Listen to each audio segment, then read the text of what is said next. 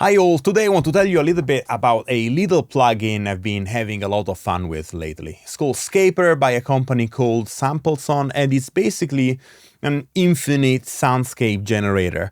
Before I do that though, I love to remind you of my brand new blog. It's called the Sound Design Diaries, and it's a place where I talk about sound design and more importantly about sound as the primary ingredient of musical composition. You find it both on my website at alessandromastroianni.com/blog or as a LinkedIn newsletter. I'll put the link in the description down below. Now let's get started. The first thing that I would say is that Scaper is quite a simple instrument, and is both a good and a bad thing. We'll discuss this a bit more in details later on. And I called it an instrument because this is actually a virtual instrument. It's not an effect. You can't add it to an audio track as an insert, for example. That said, it's not a virtual instrument in the way you might think. What I mean with this is that while if I press C3, Scaper is going to start generating a soundscape. And if I press any other key on my keyboard, it's gonna stop generating that soundscape. It doesn't respond to the keyboard in a way that playing a different key is gonna give Scaper a different pitch. The idea behind Scaper is that it's working with a sample, and yes, you can import your own if you don't want to use one of the built-in ones. And it kind of dissects the sample into different elements. And then it uses three stretchers, he calls them, and a particles engine to sort of create these soundscapes. If you go over here, you'll see a diagram with the signal path, which is quite useful to understand what's going on. So you have generator 1, 2, and 3, which are the three different stretchers, the particles engine that get mixed together, and then you have the filter section and the reverb. It should be quite straightforward, and the results are pretty good. As we just saw, to get the soundscape, you just need to click on Generate, and you kind of listen to Scaper doing its thing. So these are the three stretchers, and you have pitch for each one.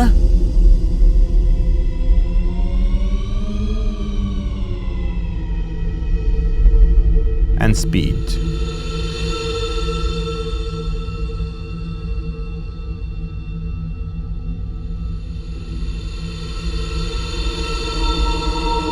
The particles engine has basically no controls other than these sort of different presets for how many particles you're generating.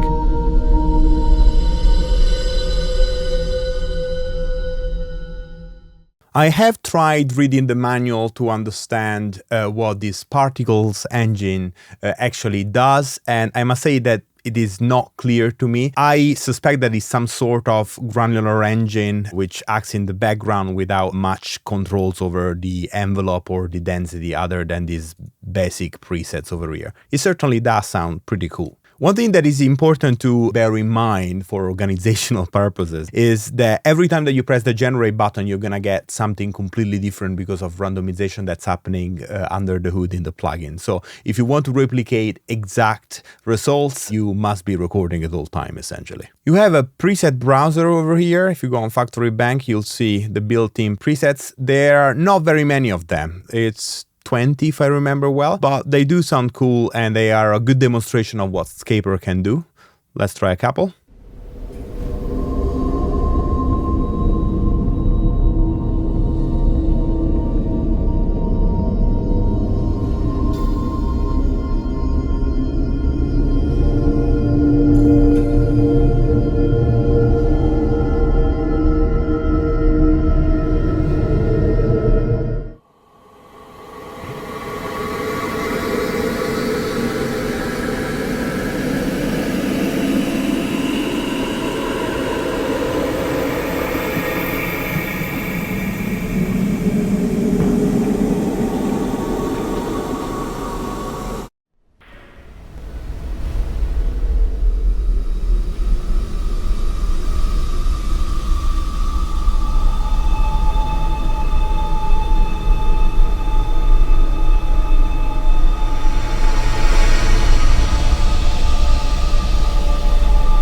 Dune vibes on this one.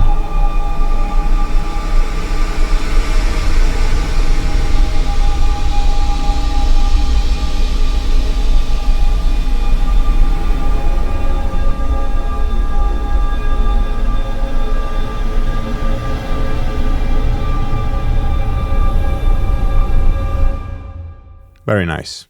Now, obviously, Scaper really comes to life when you start importing your own sounds in it. One thing that I did notice is that Scaper kind of likes busy sounds. It's not very happy with simple sounds with just one element. I kind of had better results importing full tracks into it or sort of very busy field recordings. Let's try a few of those. So the first thing that I thought we could do is to try with a big field recording. So I have Basshead open over here and I just performed a simple search for a crowd sound in my library. You have this restaurant one, which sounds good. Now this is obviously a massive sound, but I'm just gonna probably isolate a section and try to import that one. Let's see what comes out of it.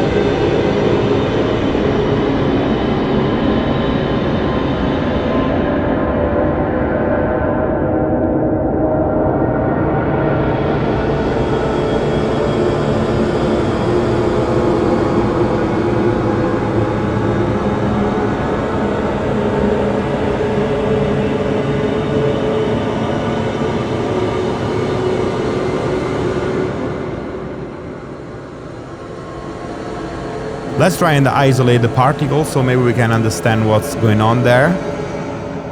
So yeah, no textures, just the particles. I'm gonna open the filter completely. Okay, so that's interesting. Let's try to put more particles in.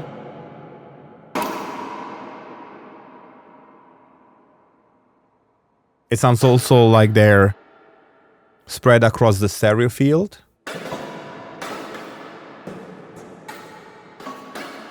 Interesting. I really wish there was an envelope control for this, because they're really harsh.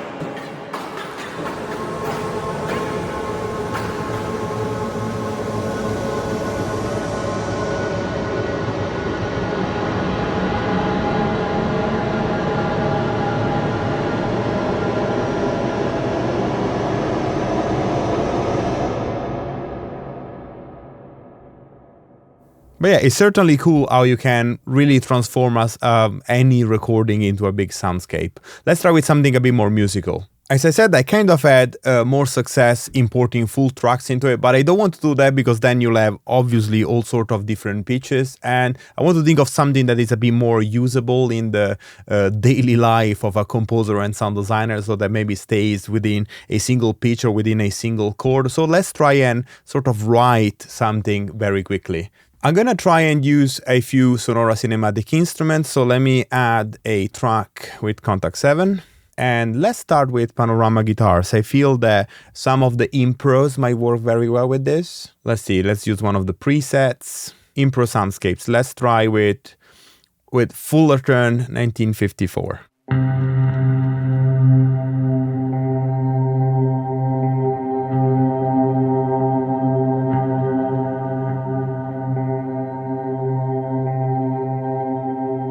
Okay, so this could be one element. Let's duplicate the track and let's just keep the same C but with another preset. Let's use one of the clouds by Elif, which I really love these ones. Let's actually write a chord now. I'm gonna play a C minor.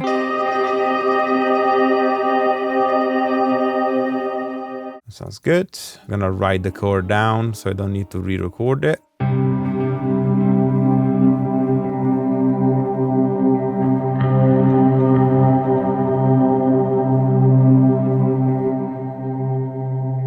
And maybe let's add a bass, and let's use one of the bass sounds here. The bass and dust one is kind of cool, it's very distorted.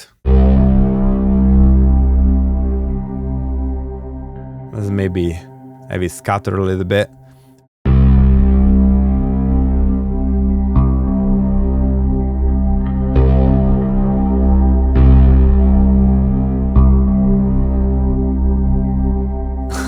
Okay, and then let's actually add a aria vocalscape. Like some vocals might be cool.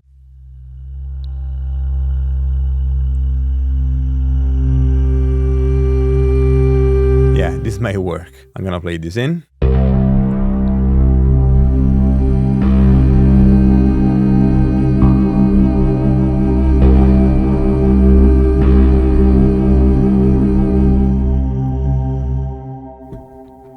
Okay, this should be an interesting thing to import into Scaper, kind of a C minor atmosphere. So let's open a Scaper and I'm going to import it. Generate.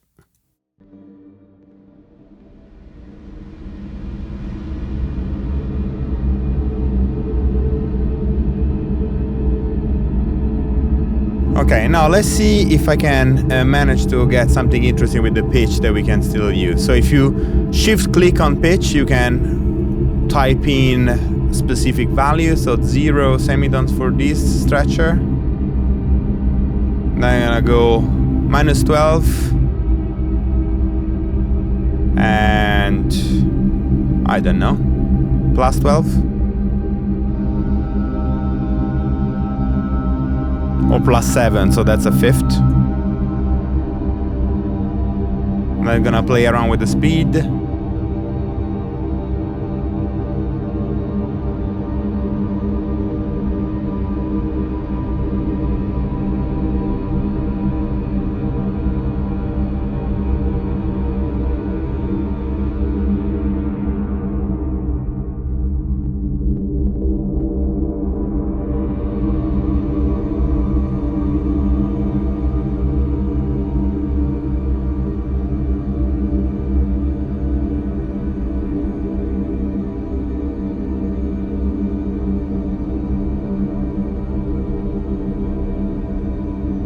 Oh, -12 and +12 is the top that it goes to.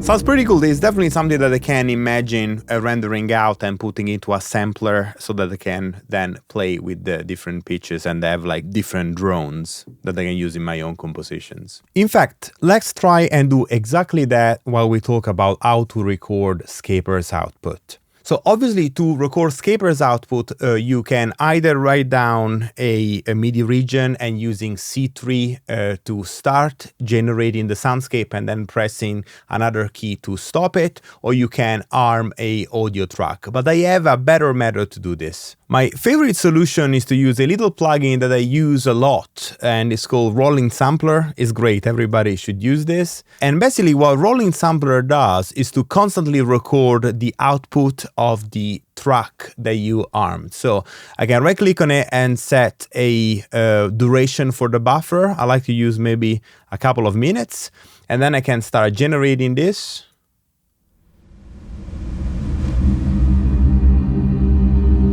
And you see that Rolling Sampler is recording.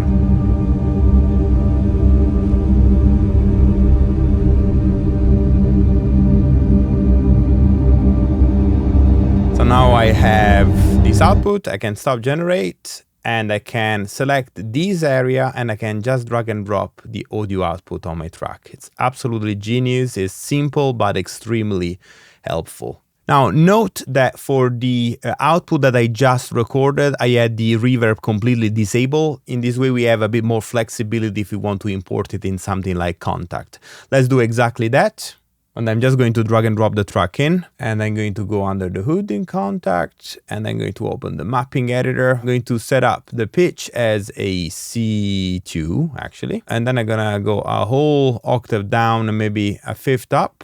And let's see.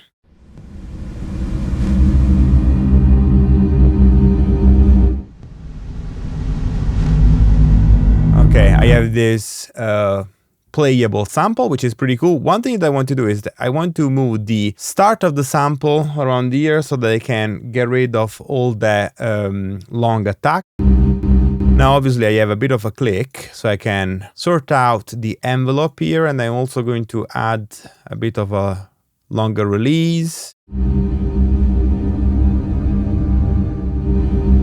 That's that's it. That's the kind of envelope that I want. I'm going to create a looping point in the sample, longish crossfade.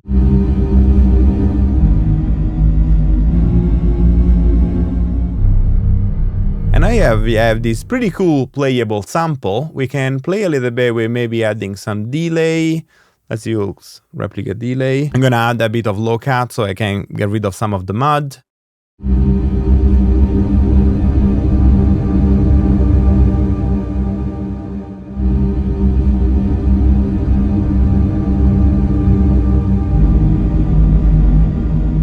Let's add some fun. Maybe we can add an amp. I use the AC box quite a lot because it has a very cool tremolo.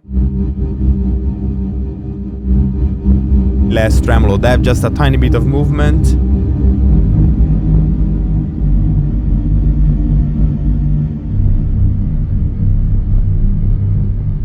Very nice. We can add some tape saturation, maybe some tape emulation rather.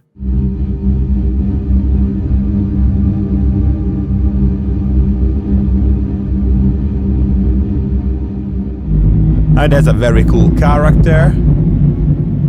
And I can add some reverb. I'm just gonna send, rather than adding the reverb in Kontakt, I'm just gonna use my hardware reverb that I have here. I'm going to send the whole track to it.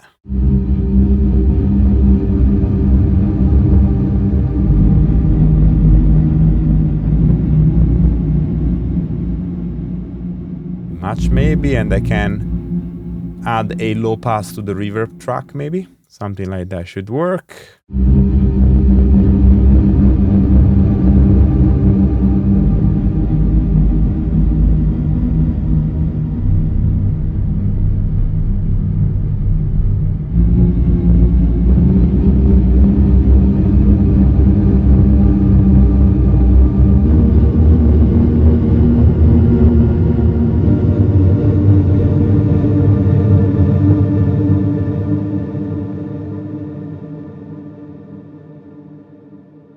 Pretty nice. Now I have basically a little playable drone, which I'm sure will come useful.